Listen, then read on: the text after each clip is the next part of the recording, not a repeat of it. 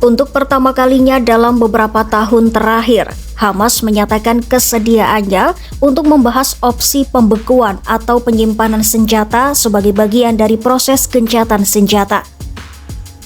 Pernyataan ini datang di tengah proses negosiasi yang dipimpin Amerika Serikat yang mencoba mendorong peta jalan baru untuk masa depan Gaza setelah perang panjang dan melelahkan.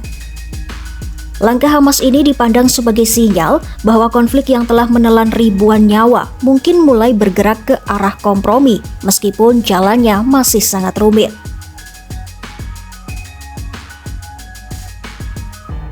Pernyataan itu disampaikan oleh Bassem Naim, salah satu anggota Biro Politik Hamas dalam sebuah wawancara di Doha, Qatar.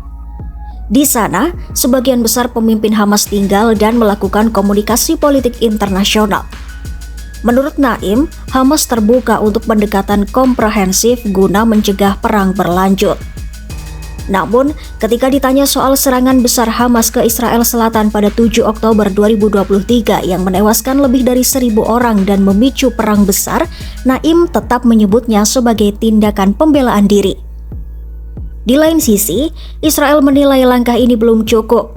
Perdana Menteri Israel Benjamin Netanyahu berulang kali menegaskan bahwa pelucutan senjata Hamas harus dilakukan total, bukan hanya disimpan atau dibekukan.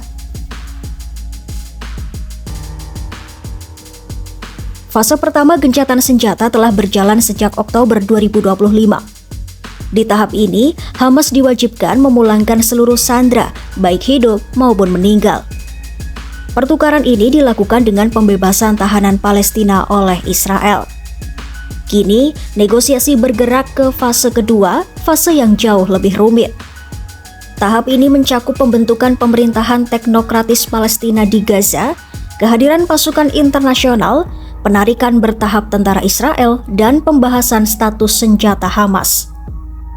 Sebuah dewan internasional yang dipimpin Presiden AS Donald Trump akan mengawasi seluruh pelaksanaan kesepakatan ini. Namun, Hamas menolak ide bahwa pasukan internasional boleh mengambil senjata mereka. Mereka hanya mau pasukan itu berperan sebagai pemantau, bukan pelucut paksa.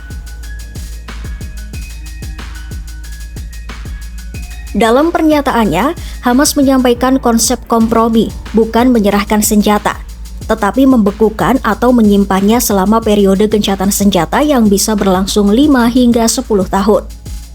Gagasannya sederhana, senjata tetap ada, tetapi tidak digunakan kecuali ada pelanggaran besar. Bagi Hamas, ini bukan sekadar soal militer, tetapi simbol identitas dan klaim hak melawan. Pertanyaannya, apakah Israel akan menerima tawaran itu? Saat ini belum ada jawaban pasti. Banyak pihak menilai Israel kemungkinan ingin pelucutan senjata total sebelum ada langkah politik lebih lanjut.